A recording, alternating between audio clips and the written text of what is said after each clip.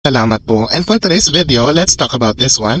Dahil pinag-uusapan po sa social media na itong si Mr. Joros Gamboa di umano ay deserve na makatanggap ng bonus. Ang ordin po sa ilang netizens na si Joros Gamboa di umano ang kanilang itinuturing na lucky charm.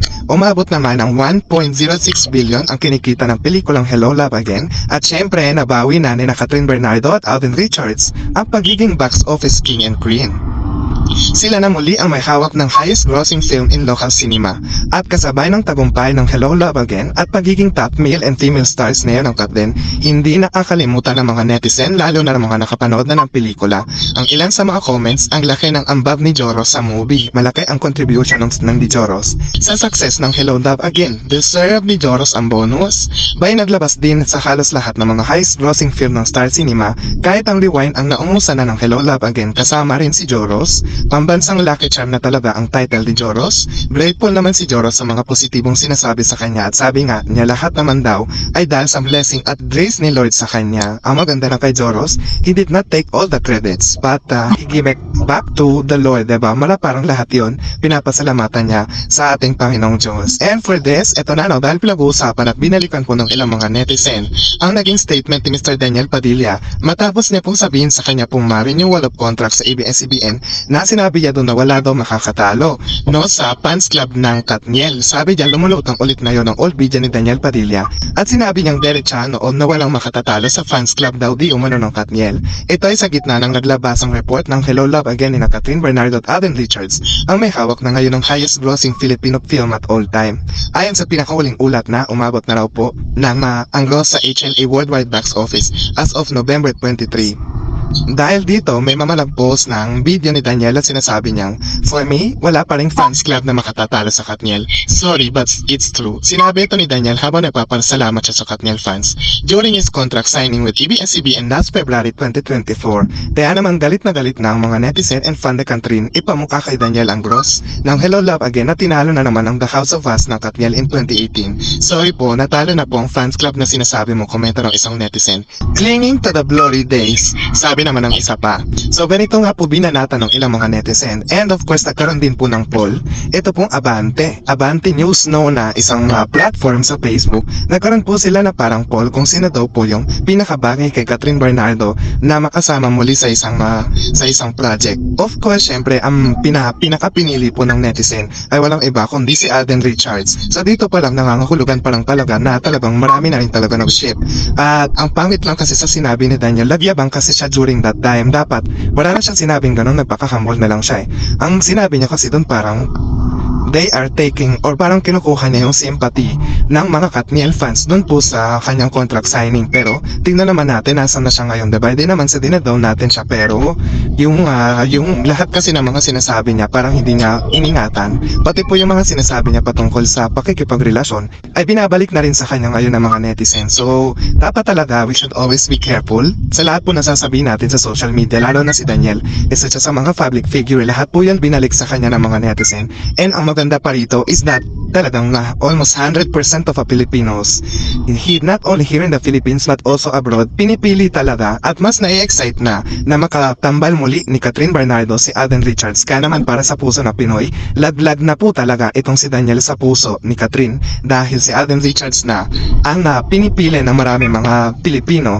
Doon na talagang naramdaman kasi natin at talagang nakita natin how Catherine really move on and how Catherine really healed.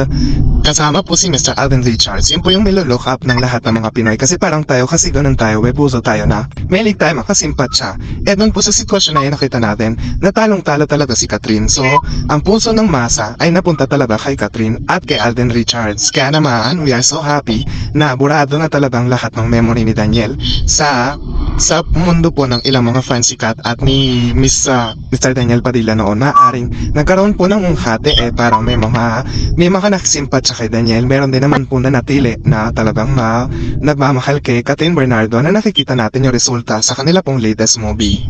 And for that, tarito naman ang ilan sa mga comment reaction po ninyo patungkol po dun sa ating latest updates. Yung inyo pong mga sinabi patungkol sa inyo pong masaloobin sa pagkakaroon ng private but not secret relationship at then basahin po natin isa-isa. Art of with Miss Armanda. Armando Cardona, sabi niya, ay naku, atat na sila dahil inaalam nila ang katotohanan. Hindi sila mahintay kung anong katotohanan sa love life ni Kat at Alden. Maghintay kayo dahil malapit nang sasabihin nilang forever nilang totoo yan, magkasinta na sila. Sinagot na ni Alden noong May 25, kaya sinagot na si Alden, kaya abangan nanyo na lang ang masasabi na silang katotohanan na nagmamahala na silang dalawa. Doon na lang sa sinabi ni Alden ng interview kay Boy na tinanong siya kung tungkol kay Kat. Sabi niya, siya na ang ideal woman niya, kaya ibig sabihin nakita na niya. Actually, may napanood po akong interview na inedit din siya. And then, sinabi ni Mr. Alden Richards yung kanyang paano siya manligaw. And sabi pa dito, ideal woman yan. Kaya ibig sabihin nakita na niya ang babaeng mamahalin niya. Kaya yun lagi siyang magkasama at magka-holding hands kahit saan sila magpunta. Alabang-alaban ni Alden si Kat, kaya lagi masaya si Kat kay Alden. Dahil sinagot na siya, mabait si Alden, humble pa at masikaso, lagi naalalayan niya si Catherine. Hindi kagaya ni Daniel na mayabang babaero pa. Ang babae minamahal, hindi sila pinagsasamantalahan. Kaya dahil ni Daniel nakangal at bitox. And sabi ni Miss Mayet Pineda, for me, sila na talaga, wala ng Katniel and Aldab, let's face it, noon pa talagang gusto na ni Alden si Catherine. Hindi lang makapangligo because Catherine have relationship to the cheater and Alden respect that, pero kapag tadhana ang pinag-usapan at pinagkalooban ng Panginoon, Katniel pa rin ang magkaatuluyan. May prediction is next year mag-aanong sila regarding sa relationship nila about their love at sa susunod pang mangyayari between them. Alam nyo, hindi naman natin kailangang i-bash itong couple na to because they deserve to be happy. Sadyang hindi lang nila tanggap na pwedeng magkatuluyan sa totoong buhay ang isang Alden at Catherine dahil yan ang tadhana na galing sa Panginoon. Actually po kung tutuusin, titignan natin na parang dun po sa long relationship ni Mr. Alden Richard, ni Mr. Daniel tsaka si Catherine, parang kasi imposible diba? Pero pag ang Diyos na talaga yung kumilos, wala tayong magagawa diba? Sa tadhana na yung gumawa. Sabi ni Miss Majmin, marami kasing better. Kaya private but not secret, baka bitter po. Yung mga bitter dyan, naging masaya na lang tayo para sa Katden kasi wala na tayong magagawa. Katden is perfect. Perfect couple, diba? At yung mga nagsasabi na parang hanggang ngayon umaasa pa rin, parang aasa na lang ba tayo forever? Sabi po ni Miss Annabelle Garden, hello Miss Tarets, private but not secret for me, it's okay for Katden kasi kung aamin sila na malamang hindi sila tatanta ng mga bashers at mga intriga, paghiwalayin talaga yan sila. Yung mga mag-asawa ng mga sikat sa showbiz, pinag-iwalay nila sa social media like Dongyan, kesa di daw anak ni Ding Dong yung panganay na anak nila, super sikat ng Katden, kaya malamang may mga intrigang nakakainis at nakakasira para sa Katden. Umaamin sila in public, so mainam na ang Katden niya na set up for me ha. Actually, sang-ayon ako sa sinasabi ni Ma'am si Annabelle Garde. Just like what I said dun po sa mga previous updates ko sa inyo, isa sa mga kadahilanan kung bakit may mga artista po na hindi talaga sila umaamin, kahit na alam natin at obvious na talagang sila na because nasa mundo sila ng showbiz at kapag umamin sila sa publiko, may possibility na siraan sila. Gawan sila ng issue, mag-asawa na nga ginagawa pa ng issue, diba? Just like Dongyan, sabi na.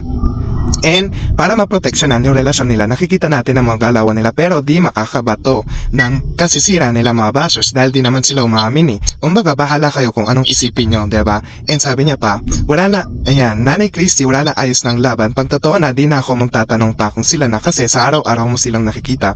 Alam na natin ang galawan at sila rin araw-araw na magtitiping. Alam na magkakadevelopan palalo yan like Dongyan. Thanks for updates Miss Darrets and allowing my comments posted. Ayan, thank you Ma'am si Annabelle Garde. Agree po ako sa lahat ng sinabi po ninyo. Tama po yung inyong mga assessment. And sabi ni Miss Pettigray, there's something confidential private that they don't like to tell. Yet, just for their protection and peace of mind, Katden. Ito pa,